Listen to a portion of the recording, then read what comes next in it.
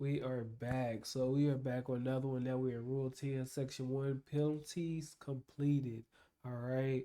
So before we start, what do we say Rule about 10. Rule 10? If you know the spot, if you know the rule, if you master the spot, then you master the game.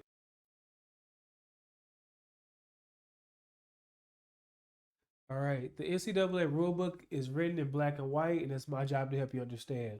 Welcome to Ref Me Up. Today we're diving into Rule 10, Section 1, penalties completed. This section explains how and when penalties are officially handled in a game. Let's walk through it together. How and when our penalty is completed. A penalty is considered a complete when it is accepted, declined, or canceled by rule, or when the choice is obvious to the referee. Any penalty can be declined. However, a disqualified or ejected player must leave the game whether the penalty is accepted or not. Once a foul is committed, the penalty must be completed before the ball is considered ready for play on the next down.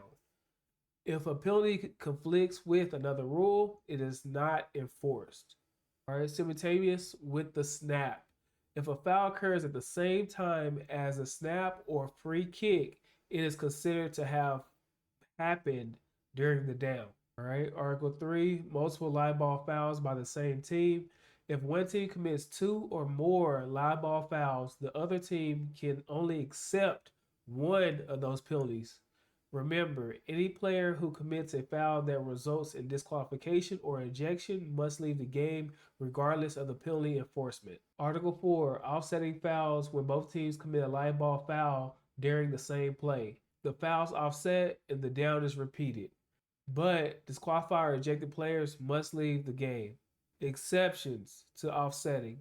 If the ball changes possession during the play and a team last gaining possession didn't foul before doing so, they may refuse offsetting and keep the ball after completing their penalty. If all Team B's fouls are governed by post-scrimmage kick rules, Team B may refuse offsetting and choose post-scrimmage kick enforcement. Special rules apply during ties or overtime after Team B gains possession. Article 5, dead ball fouls. Penalties for dead ball fouls are enforced separately and in order they occur. The exception: if both teams commit dead ball, unsportsmanlike, or personal fouls and neither penalty has been completed, the yardage cancels and the down and the type stay the same as before the foul occurred. Again, any disqualified or ejected players must still leave the game. Article 6, live ball and dead ball fouls combined. And live ball fouls do not offset dead ball fouls. If a live ball foul is followed by one or more dead ball fouls from the same team or the opponent, all penalties are administered separately in the order they occurred. Article 7, interval fouls that happen between the end of the fourth quarter and the start of overtime, or between possession series during overtime, or between overtime periods. These are enforced at the start of the next possession series. All right, so that was Rule 10, Section 1, penalties completed. All right, until the next one. All right, we are back. So we just got done with Rule 10, Section 1, penalties completed. Now we are rolling into Section 2, which is enforcement procedures. Okay. All right. So one big thing, this whole thing is for me to be able to make sure I groom myself to be the person I want to be, so I understand the rule book. And this is also for you. So make sure if you have any comments or anything like that, please let me know. All right. Without further ado, let's get to it. So, what do we say about Rule 10? Rule 10. If you know the spot, if you know the rule, if you master the spot, then you master the game. All right. So, the NCAA rulebook is in black and white. It's my job to help you understand. Welcome to Ref Me Up. Today, we're breaking down Rule 10, Section 2. All right, enforcement procedures. This section explains where and how penalties are applied after a foul. Let's get into it. All right, Article 1, enforcement spots. For many fouls, the enforcement spot is stated directly in the penalty statement. When it does not specify, the enforcement spot is determined using the 3-and-1 principle. See Rule 233 and 1022C. Possible enforcement spots include, this is very important, this is really, really important, the previous spot, the spot of the foul, the succeeding spot, and the spot where the run ends. And for scrimmage kicks only, the post-scrimmage kick spot. All right. Those four are very, very important. All right. Article 2, determining the enforcement spot and the basic spot. Dead ball fouls. Enforcement is from the succeeding spot. So if there's a dead ball foul, then the enforcement is from the succeeding spot. Fouls by the offense behind the neutral zone, penalties for illegal use of hands, holding, illegal block, and personal foul and unsportsmanlike conduct are enforced at the previous spot. The exception is if the foul occurs in teammate's end zone, the result is a safety. All right, really good note. Scrimmage kick play fouls follow Rule 6-3-13. All right, the 3-and-1 principle. If a team is in possession of fouls behind the basic spot, enforcement at the spot of the foul. If the foul is beyond the basic spot, enforce at the basic spot. So I'm going to re-go over that. I don't like how I did it.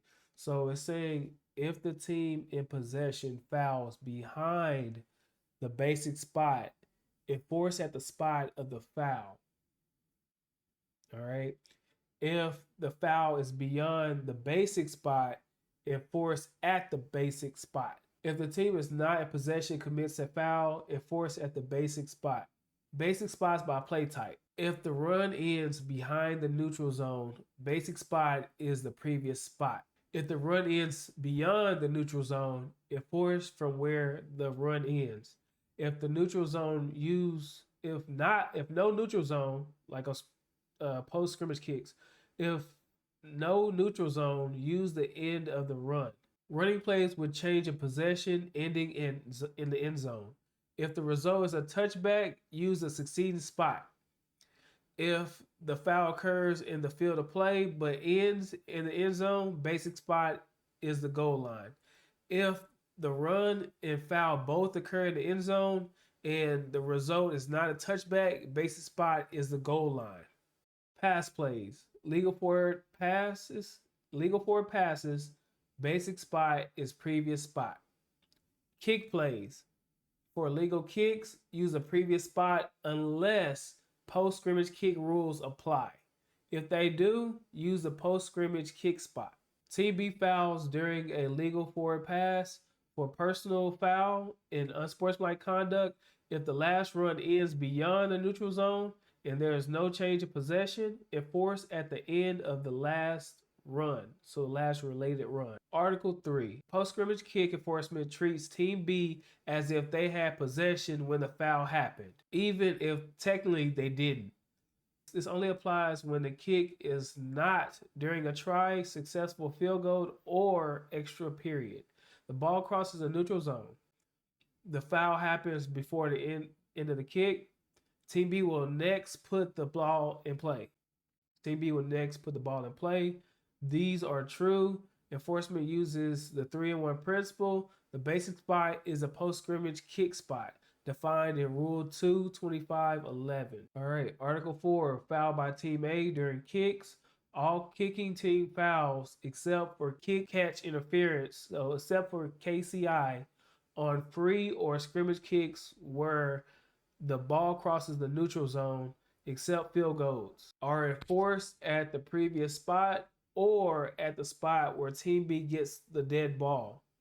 Team B chooses the exception. A foul by Team A in its own end zone can result in a safety. Article 5, fouls during or after a touchdown, field goal, or try. Fouls by a non-scoring team During a touchdown play, personal or unsportsmanlike fouls, 15 yards, may be enforced on the try, the kickoff, or the succeeding spot in extra periods. Scoring team chooses 5 and 10-yard fouls.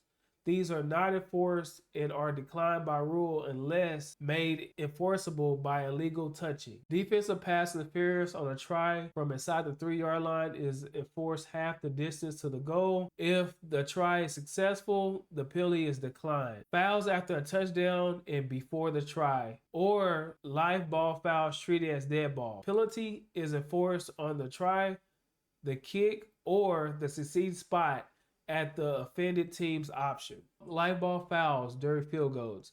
If a field goal is good, teammate may accept the score and enforce any personal or unsportsmanlike penalties on the kickoff or next spot in overtime. If they cancel the score, penalties are enforced from the previous spot.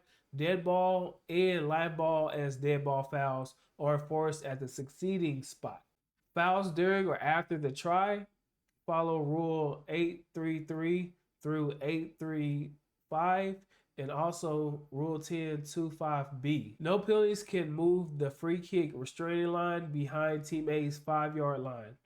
If it would, enforcement is from the next succeeding spot. Article 6, half distance enforcement procedures. No distance penalty may exceed half the distance from the enforcement spot to the offending team's goal line. The exception, defensive pass interference on scrimmage down, except the try. On a try, when defensive pass interference occurs and the snap is outside the 3-yard line. Sorry, appreciate you. Until next time. Thanks for watching Ref Me Up. I'm out.